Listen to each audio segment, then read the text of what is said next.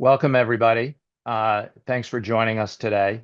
My name is Rich Reifel. I'm a professor of practice here at the Daniel School of Business at Purdue University, and I'm also a member of the Dean's leadership team, leadership cabinet. And in that role, I've been very involved in putting together our new Master of Business and Technology program.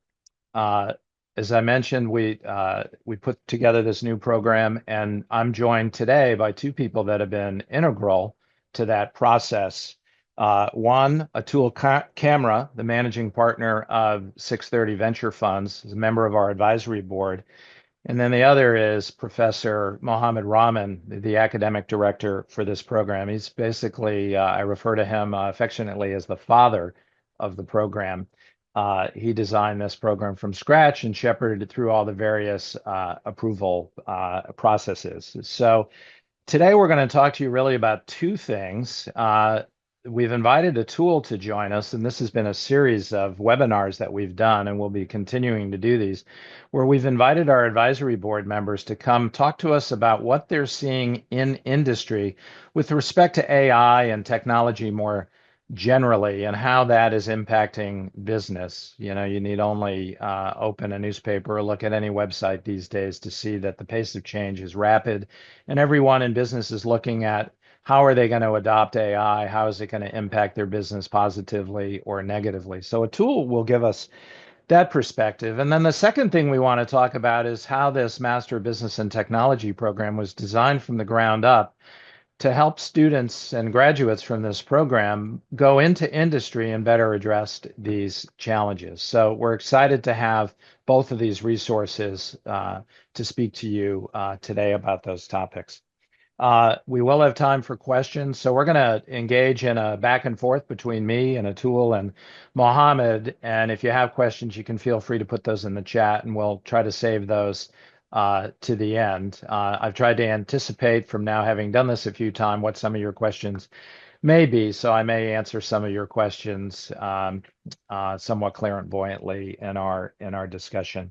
So with that, I'd like to start with Atul. So as I mentioned, you know, we have an advisory board of about a dozen people from industry, people that are long in industry. We've had one webinar with an advisor from Salesforce, another who is ex-Google and in VC now. And today we're joined by Atul Kamra of 630 Ventures. I want to let Atul give us a quick overview of his background and an introduction to what 630 Ventures is and what he does day to day. So Atul, if I could ask you to address that, and then Mohammed, I'll turn to you and ask you to do the same, and then we'll launch into some specific questions I have. Hey, Rich. First, good morning to everybody. And Richard, Mohammed, thanks for the invitation. I should at some time get the Purdue University background as well as sort of flag flying member here. We got to get you some swag. Get me some swag. There you go. Hey, look, I love, for one, let me just start by saying I love the idea of an engineering first business school. I think that's just cool. I think it is the way to go. And, you know, hopefully some of our conversation today shines a spotlight on why, you know, that is probably the way forward and the way we need to think about how we educate ourselves in the business of management. Sort of quickly on my background, one, I'm based in St. Louis. In addition to being managing partner at 630 Ventures, I'm also, you know, a fintech professor at WashU, sort of a competitive university just down the street. And so hopefully bring some of that perspective as well. I started my career in Bombay or Mumbai in India. I've done a series of roles. I was a credit analyst. I wrote prospectuses for initial public offerings in a nascent capital markets, and then I was a coverage banker. I spent 10 years at Booz Allen. I ran our wholesale banking and capital markets business, and then turned to become an operator. I ran Wells Fargo's custody clearing business, and then I headed up advice for them in their wealth business. And then took a right turn, took stewardship for 630. 630, for those that might not know, is the height and the span of the arch in St. Louis. So it's sort of somewhat symbolic to our work. We're in the business of or a meeting place for leading startups from across the world and connecting them and to collaborate with them with leading incumbents. We're headquartered in St. Louis proudly, and we've got my partners and my colleagues in Hong Kong, in Amsterdam, in New York, and obviously all sort of starting out in St. Louis. We invest at the collision, I often say, of your money and your health and your privacy. And our work fundamentally lies in bringing the collaborative power between startups that want to scale into enterprise-sized companies and connecting them to leading incumbents from across the world in wealth management, in insurance, in banking, in health, in technology, and connecting them to identify the best ideas, do due diligence with them, invest in them, help them scale, and help them collaborate with each other. So that's a quick background on us, Rich. Thanks for having me. Great, thank you. And Mohammed, if I could ask you to give a little bit about your background and your history at Purdue and kind of what brought you to have this idea for this great program that we're launching. Well, good morning, everyone. I'm basically a professor in the Daniel School of Business. I hold the inaugural Daniel School chair as well. My background, actually, I started as a computer scientist at Southern Illinois University, Carbondale, right around the time when e-commerce was, taking off. Amazon was still a bookstore, nothing but a bookstore, and was trying to become what Amazon is today. And we had Napster and other things. And then I saw how the whole business landscape was changing because of all of these, startups at the time. The music industry changing, right? So digital transformation was changing all of these things. That's when I thought, you know what, I'm going to get into the business school with my technical background and start to learn more about these things. And funnily, at the time when I was doing computer science, I was really very interested in AI, but it was the AI winter time. All the theories were there. All things we use today was there. Most of the academic sort of the foundational work was there. The data, the computing power, that wasn't there. So these professors who were doing this stuff, they were not funded for any kind of work. So this was the AI winter time. And it's kind of interesting that we're now back to this sort of time where we have the computing power, we have the amount of data, our technologies are moving so fast that now AI is really the general purpose technology that's going to change how steam engines or how electricity or how the internet has changed the landscape of industries and businesses, right? So I'm a firm believer of that. And I believe that companies that are going to step behind or individuals who stay away from these changes are going to pay a heavy price, just as we saw with the last sort of general purpose technology boom, which was the internet. So that's kind of what sort of my take on this is. And I guess, so when I looked at that, I said, you know what, we got to also think about business education. We are in the process. Purdue is one of the leading schools in the whole world. In terms of innovation, we're probably one of the top, if not the top. We have to think, how can we prepare the skill sets and the manpower for the future and the employees for the future, right? And that's kind of what we are thinking about. And that's where we thought, you know what? The world is going to be all about technology and business coming together. It's no longer just thinking about business and some of the business sort of traditional business techniques or strategies. You have to understand technology to do well in business. And that's where this degree was designed.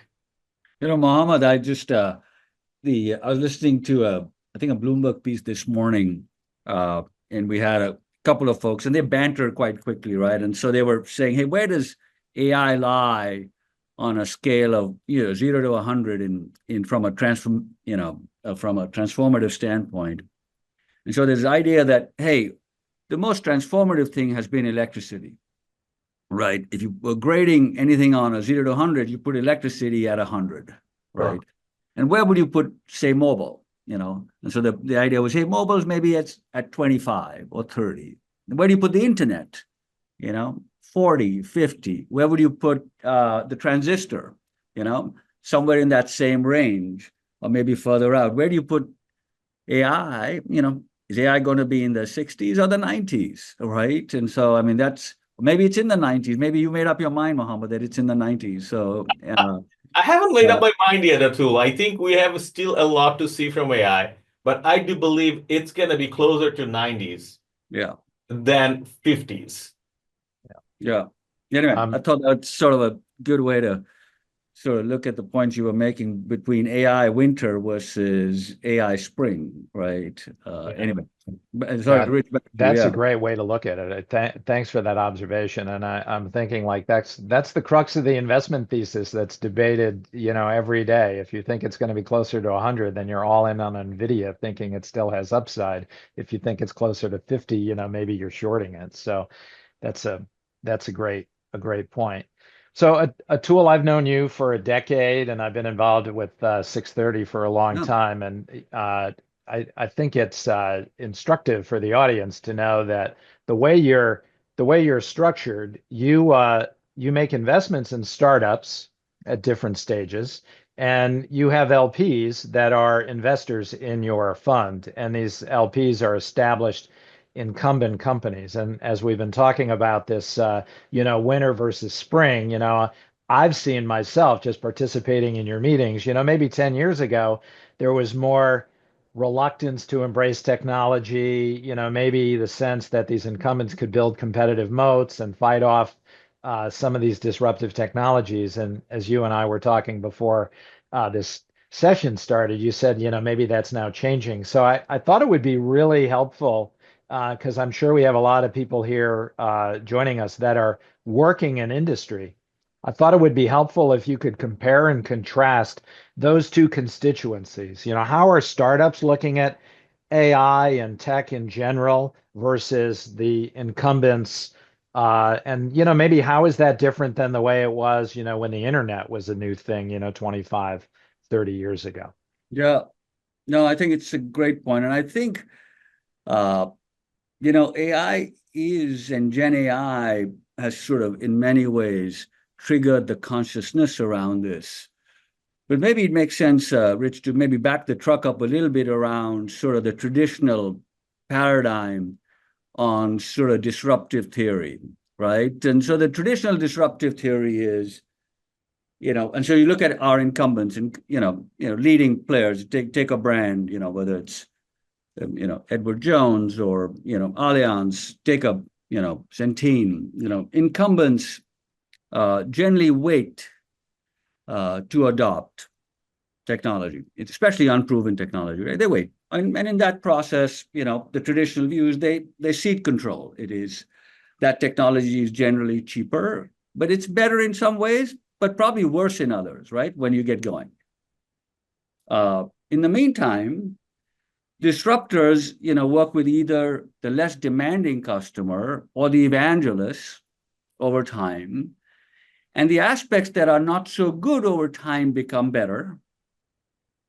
But what's true is they remain cheaper,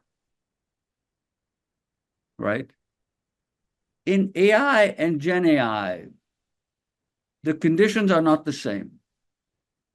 Incumbents are saying this is groundbreaking, right? They're saying, and I think a lot of it, the breakthrough is in the user experience in many ways, making it, and it has made that underlying technology radically accessible. And some of it comes from the rise of the, as Satya Nadella says at Microsoft, the rise of the natural language as a universal interface, right, has made that underlying technology radically accessible. And the underlying tech, which is the large language models that are powerful, they're not perfect, but they're powerful and they're available to rent or from an open source with, methods to leverage them. And, from where we are today, to Mohammed's point about computing power and availability of data, we've gone from billions of parameters to trillions of parameters that we can leverage. And the scaling parameters, which is how much it costs in terms of data and compute that's required for a level of precision, has come into focus really quickly, right? So, so they're saying we need to embrace it. So traditionally you'd say, hey, this is unproven. I'm just going to wait, right, till it gets proven. And then you end up ceding control. Here saying, no, this is powerful. It's, I need to embrace it. My CEOs, my boards are saying, and they're clearly suggesting that it's applicable across their value chains, across their products, across their services. So traditionally, in sort of that disruptor syndrome or the innovator's dilemma, you'd say, hey, the incumbents wait. In this case, the incumbents are not waiting. And the other difference is, maybe there are two. One is data, and the other is talent. Incumbents have the data. That's the other difference, right? Incumbents have the data. They have the brands, and they have the interaction data. They have the transaction data, and they also have a lot of the reference data, the context of a customer, right? Their sentiment, right? Their life event. They may not be harnessing it today, but they have it, right? And AI puts them in a way to say, can I imagine that contextual data that I was hoping I could use, right? They have the data. They're the trusted brands. And I don't know if you read the article in Wall Street Journal from Monday, and the title of the article was, why the coolest job in tech might actually be in a bank, right? And fundamentally saying how jobs in financial services for AI and tech talent are more desirable than they've ever been, because talent is a massive priority for them, and the commitment's coming top down. The red carpet's getting rolled right from the top.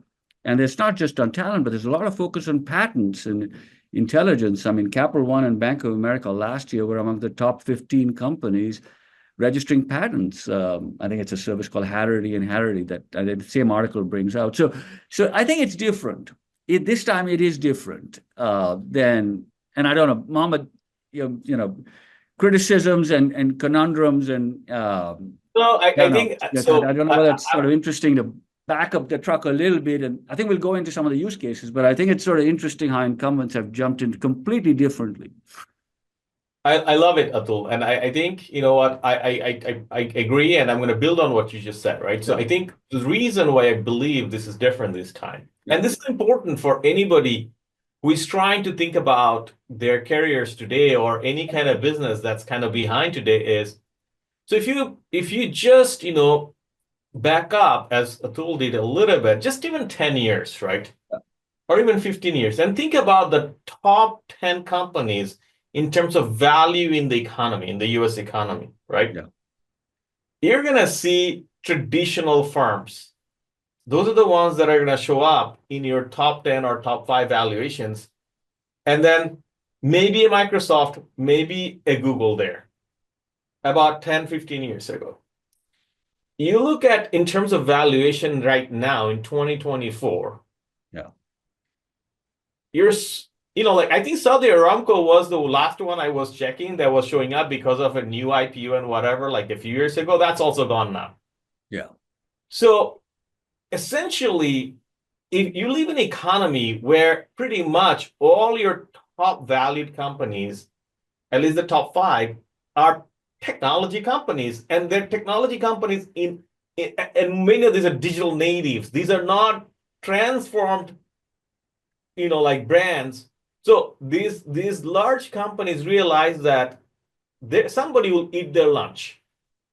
If we think about healthcare industry, if we think about financial industry, if we think about like some of these like very manufacturing industries, they've been protected. They had a moat around them for many, many years. Yeah. But your healthcare giants are now worried about Google and Apple. Your pharmaceutical companies are worried about what Amazon can do with the retail model and with manufacturing outsourcing and whatever, right? So these are things that are changing because of the scale technology brings to the business operation of these firms. And I fully agree. That's why the incumbents are all very, very careful this time around with this general purpose technology. And it definitely helps that, 90% of AI still is very traditional machine learning. Yeah. The capabilities, the value creation, the value delivery is still from there. But it was difficult to really get that buy-in within the firm because most of your people don't understand these things. It's very difficult for them to understand. But when you add this generative AI layer to it, Right. all of a sudden, as Atul said, people, even in their own native language, so companies that have large operations, like multinational operations, you can have people in China, in Japan, in Germany, speaking in their own language, asking questions, and those are getting translated, and then some kind of vector database from behind the company's sort of big, large database can provide an answer, right? So you talk about policies, the efficiency gain that you can get from this for the right set of companies that are paying attention is enormous. This efficiency gain is very fast and very quick. And I fully agree. This technology is not just about having talents. We could have the best sort of talents, which we do within the university setup, but we're lacking data. This is why we saw the kind of the anti-regulation or antitrust case that's going against Google. Microsoft is a party actually, trying to testify for the government because they want all the search data, right? So this is a very different game this time around. Yeah. No, I think you're right that that AI and machine learning has been incorporated into the offerings in financial services. I'll just take that zone or health. For a while, it's Gen AI has certainly completely changed the terms of relatability and accessibility, right? And that's transformative in its because it changes the way a CEO thinks about attracting talent, about her agenda and her relationship with her board. And so it's and I'm happy to dig deeper into where the differences are in how it's getting harnessed, Rich. But let's turn it back to you to give control back here. We've taken control away from you. No, it's I'm not trying to control. I'm trying to facilitate, and I don't need to. You guys are great. It's a great discussion. I did have a few observations based on what both of you said. So the one point that Mohammed made about uh, natural language interface and all of that, making ChatGPT very easy to use and whatnot. It's kind of reminiscent of indeed the medium we're on now for this discussion, Zoom. If there was anything that good that came out of us being locked down during the pandemic, it was that we all got familiar with Zoom. Zoom had been around, it just hadn't really been used that much, and now we all use it routinely, and it's a big help to a number of things. And I think that's the same way that some of this generative AI is making people feel very comfortable with technology, so they're more willing to adopt it. Which related back to something that I observed, Atul, in your investment committee meetings. I think of the people, the LPs around that table. You have, and indeed, as you've sought more LPs for your fund, you've made this point that there needs to be sponsorship from the very top of the organization. This can't be delegated and relegated to the IT team. You need people around the table. So you have CFOs of major corporations around the table that are very knowledgeable of this technology. And they're thinking about how can they incorporate it into their business, adopt it more quickly. So they're not fast followers, they're almost on the leading edge. So I've seen that firsthand. Uh, that reminded me of a conversation I had just yesterday, and Mohammed, you'll appreciate this.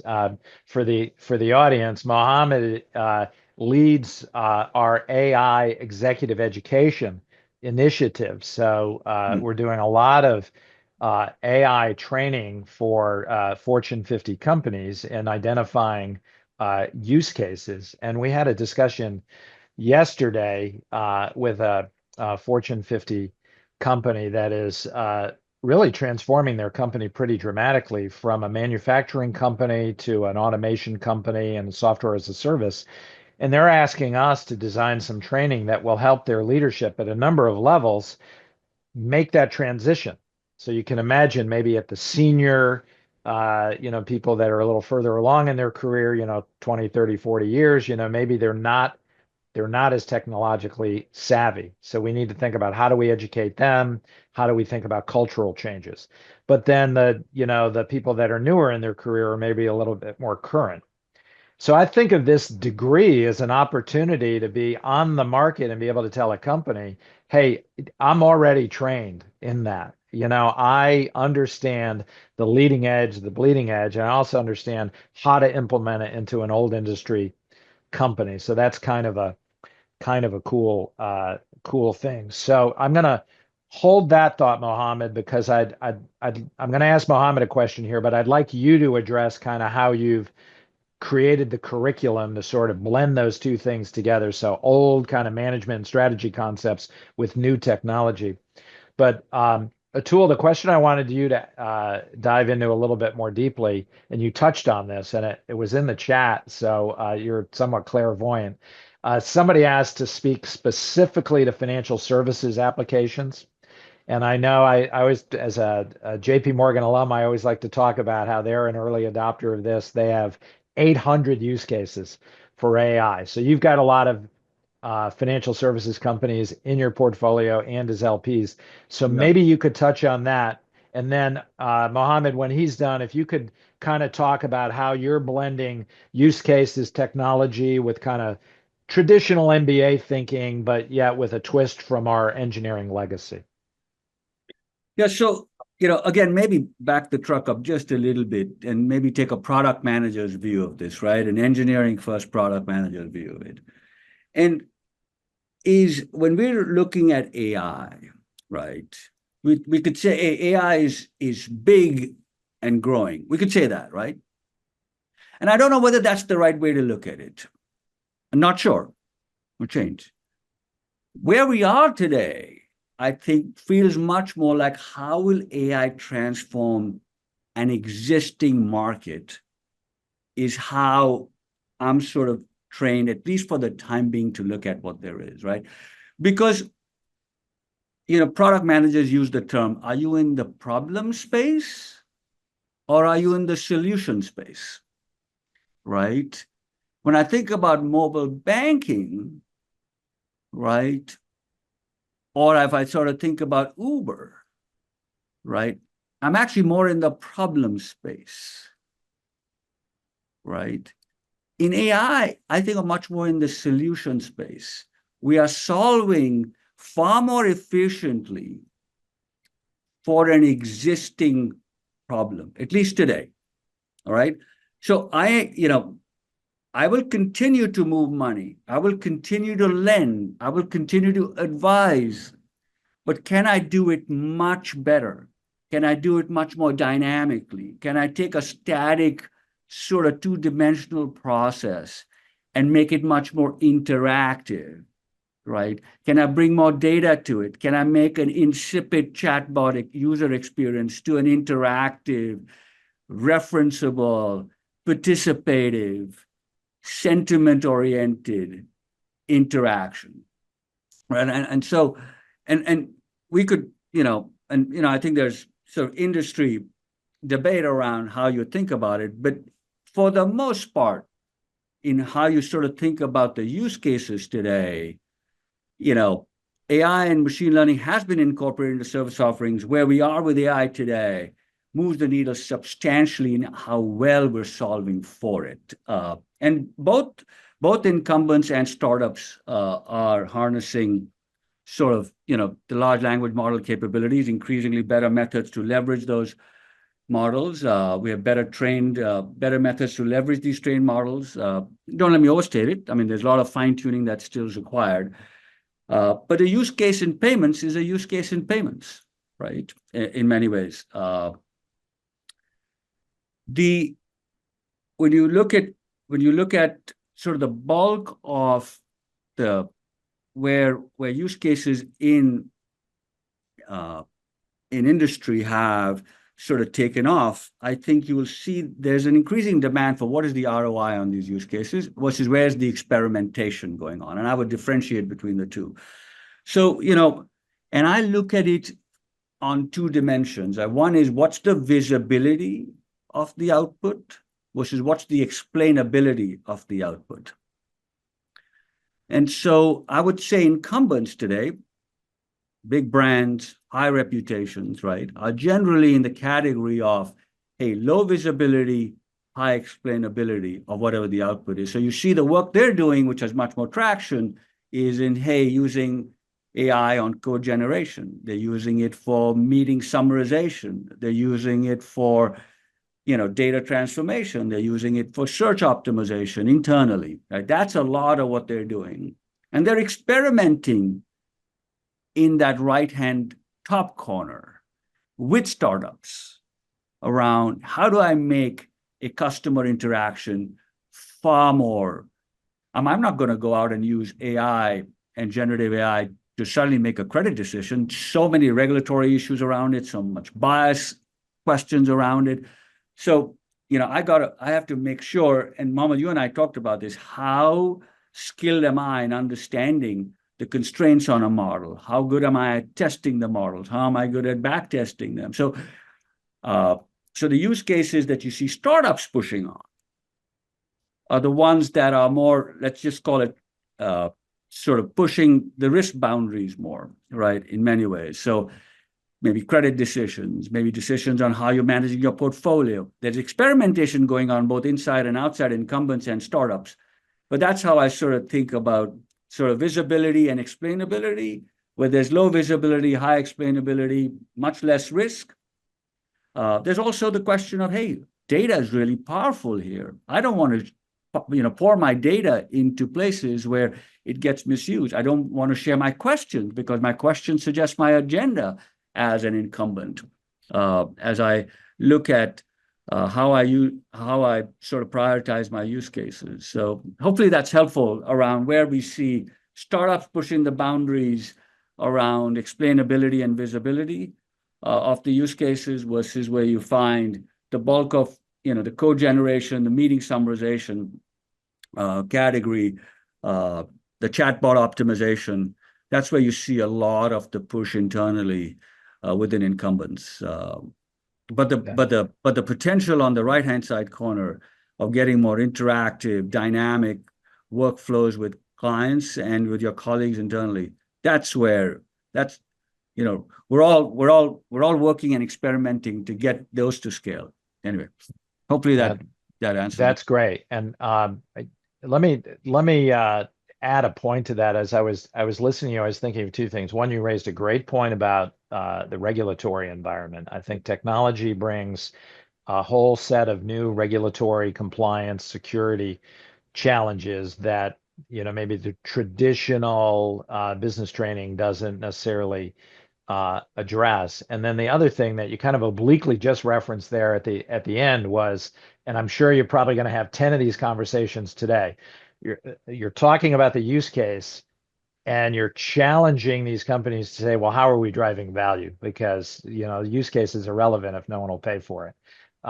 So Mohammed, maybe you could look at value. We've talked about in other webinars about value creation and value capture. Maybe you could talk a little bit about how that's built into maybe some of the marketing curriculum, and then these other issues around regulatory compliance, just generally talk about how, we didn't just bolt on a case here and there. We've really kind of stripped it down and made sure that it's tech first, tech infused curriculum to allow graduates coming out to be informed by technology and all the business decisions that they're making. Yeah, absolutely. No, thanks, Rich. So, so when we started to think about this degree, so just to give a little bit of insight into how these things work within academia, right? So you generally have a lot of hamstrings, your hands are tied, you have to go and do some kind of little bit of maneuvering and retrofit, and then you come up with saying, okay, this is our new tech MBA, right? It's basically the same MBA education with a few classes that are teaching about certain analytics or, maybe AI in business, and that's what you do. But I think the great thing about Purdue right now, particularly in the business school with the reimagination, is that we had really the right approach. We had the green field to say, you know what, let's think about what it would be required for our graduates to succeed and lead in the new economy, in the current economy we live in, rather than trying to retrofit something. So we started from scratch. And the idea was very simple. What do we need? So, I've been working with industry folks for many, many years. So I have my own sort of understanding of what is going on. I've heard many times that we need people who can actually understand technology and business and their alignment. Those are the people who are the most valid, but that's very hard to produce unless you have a program like that. But then I went out and also talked to people like Atul and others to really understand what is required in the curriculum. So I actually asked people, okay, if you have to think about like this employees you're going to hire, what are the skills you're looking for? And then I designed the curriculum, which actually looks at, well, we're doing marketing. We still have to understand the 4 Ps, but the 4 Ps interact in a very different way when you are with technology environment than the 4 Ps from 20 years ago when P&G was thinking about 4 Ps, right? So I think you really have to understand that difference. If you think about a banking industry, you can't just say, you know what, I'm going to do technology like a retailer like Amazon, because you actually have, even if you're doing whatever technological, like innovations you're doing within the firm, you still have to understand antitrust and regulations. So we actually have a tech governance and regulations class, which is not necessary in a typical MBA curriculum. Atul just talked about product management. Well, all product management is a little different than how we think about product management in a digital world, right? So we actually said, you know what, let's go and look at, we got to teach you digital product management. And if you're going to be in a digital firm and a technology firm, and if you don't understand DevOps, and you won't see a DevOps class in actually any kind of even an elective set for an MBA curriculum, because they don't think that way. But it's a software company ultimately, right? So Rich, you're talking about how, this client we're working with, right? They are now becoming a company that has to really think about software. It's a manufacturing firm now really thinking about software development, AI solution, technology solution development. So these are the things that really kind of are part of fundamental to our curriculum. And once I designed that curriculum, I actually went to the advisors and industry people and a lot of senior folks in the industry and say, what do you think of this curriculum? So it's not only I got their feedback to begin with, and this was a different set I went to see, okay, what do you think about it? Because we have to be market responsive. And then, as we think about even courses, and Atul knows this firsthand, I actually go ask the advisory board, come and tear it apart or tell us what can we do better or differently in terms of like what you need for the industry. And then I go back to the faculty and say, okay, hey, can we change this if there are good? And so far, it's been a great partnership. And that's what we have to do in a world where you can no longer be reactive. You have to be proactive as an educational institute. So this is for my colleagues in academia. We can't just sit here and say, you know what, we can teach whatever we want, and that's relevant. I disagree with that. We need to think about strategy in a technology world. We can't just say, you know what, I'm going to think about competitive advantage from 20, 30 years ago the same way. Like one of the things when I do exec ed, when we think about this curriculum, we actually talk about is failure. Failure is okay. A lot of these tech firms have failed products. Now, how do you think about failed products and competitive advantage is something you have to learn. Because this is part of taking risk that Atul was talking about. Otherwise, you will not take risk. You will not do anything within this incumbents because that is the worst thing within the mentality that you have of incumbents, that they are very scared of taking risk. Yeah. So Mohammed, I'm going to ask Atul a question related to failure. So I certainly agree with your view on failure. We learn about we learn a lot from failure. And thinking about the last time one of the SpaceX rockets blew up and Elon Musk was being interviewed, and they said, the interviewer said, "Oh my gosh, what? That was a failure. The rocket blew up on the launching pad," and he said, "We learned a lot today."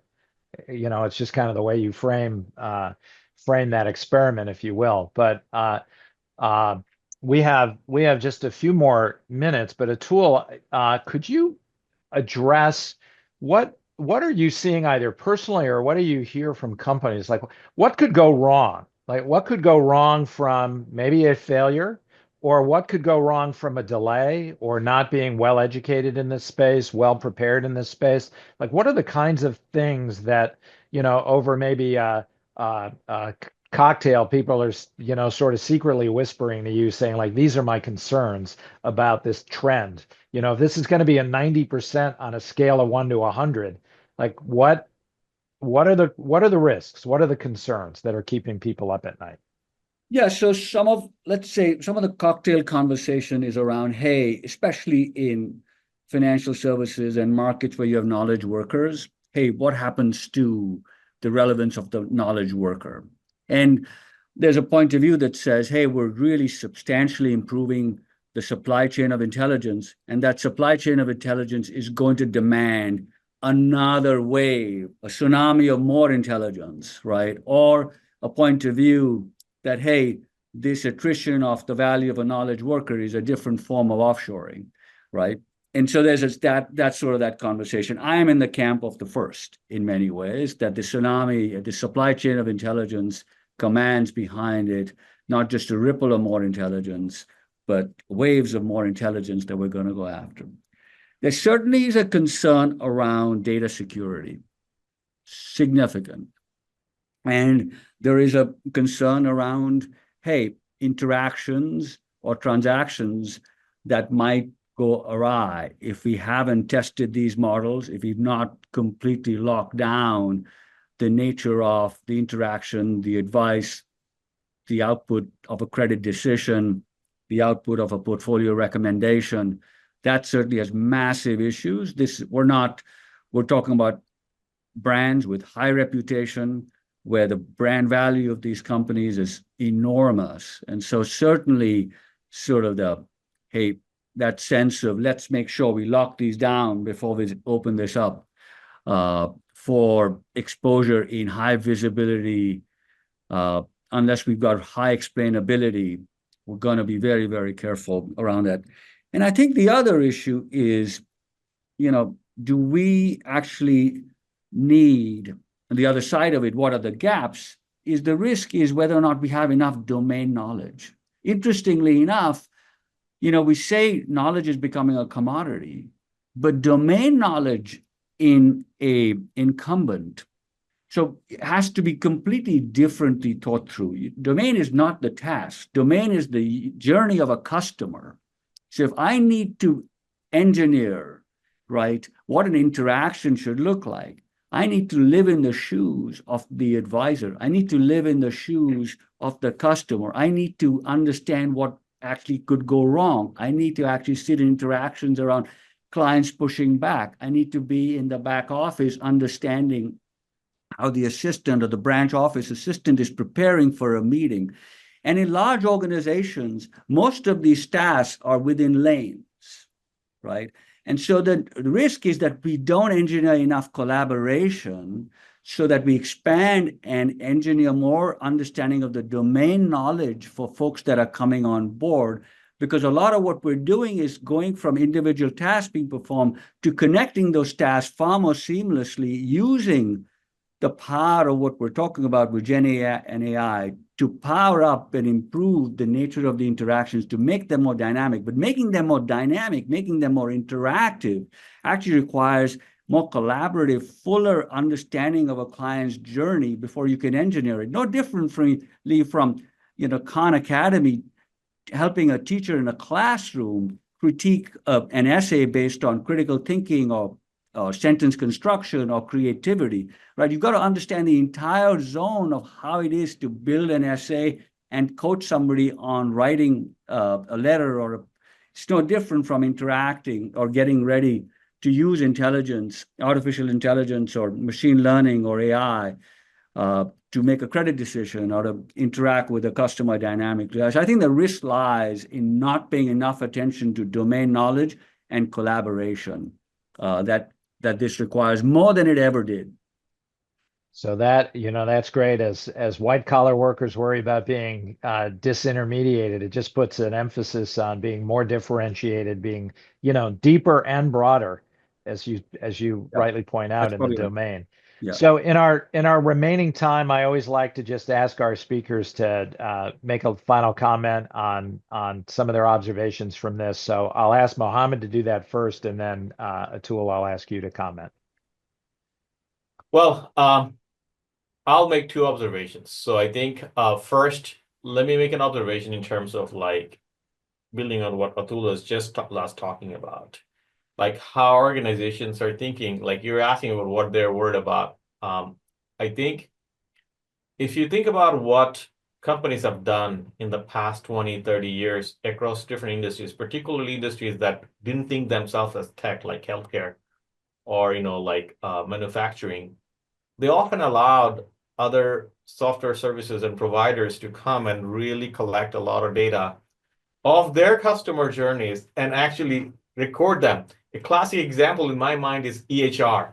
So these EHR vendors actually have full data sets of all the physician interactions with their patients in some kind of data warehouse.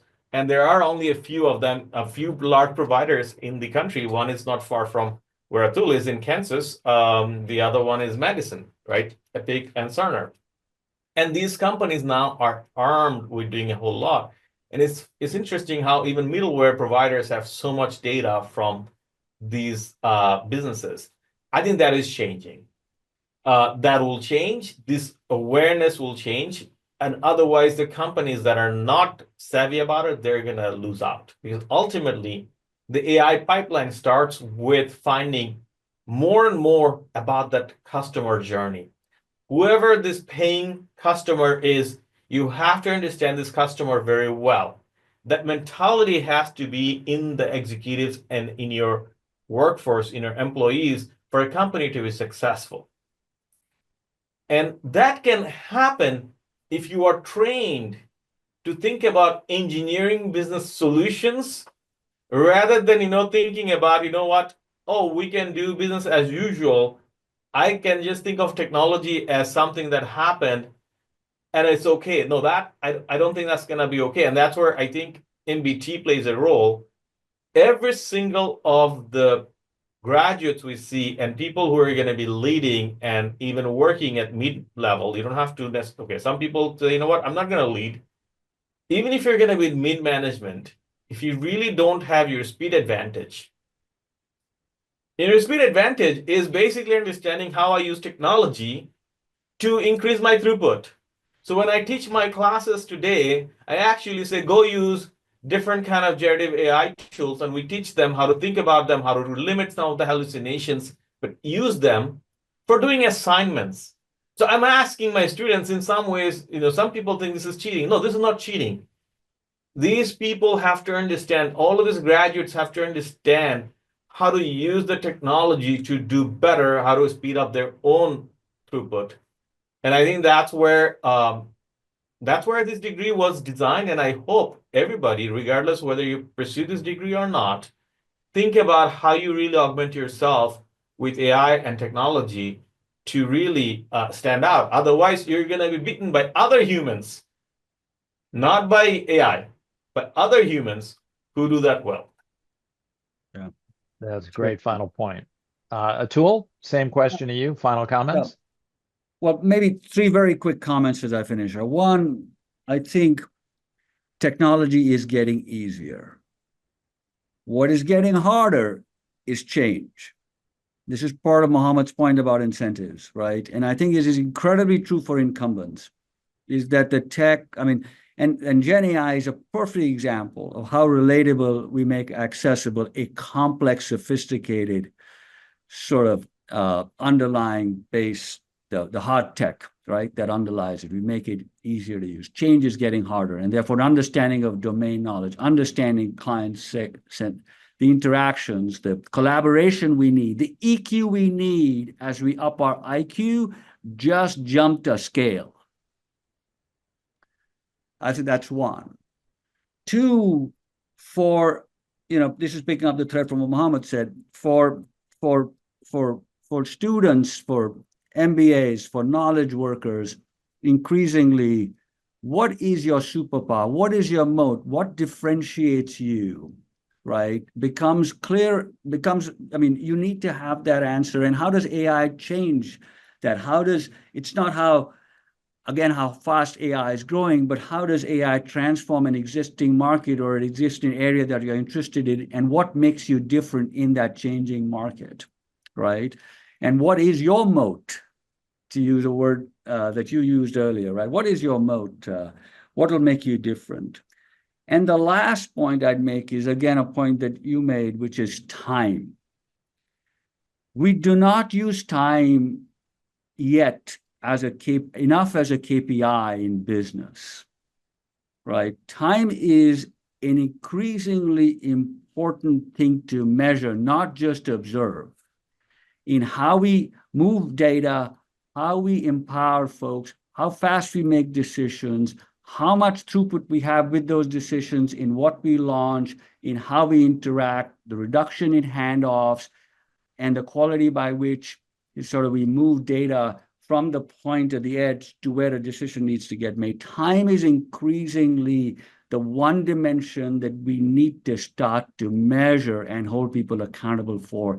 That is going to be a defining difference in businesses that have otherwise been regulated, that have otherwise been able to, live behind just their brands and live behind their reputations and live behind an existing incumbent customer base. Time is increasingly a dimension that I think organizations and talent need to start measuring. Thank you.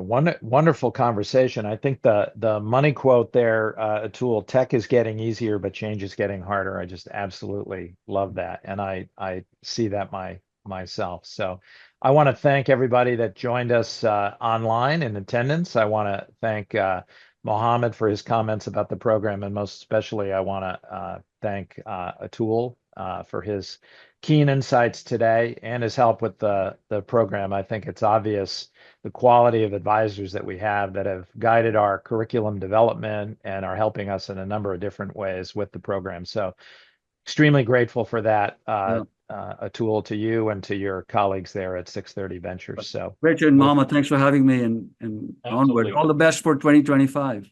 And happy holidays all. Happy holidays. Take care. Yeah. Thanks so much for your time. Yep. Bye now. Bye.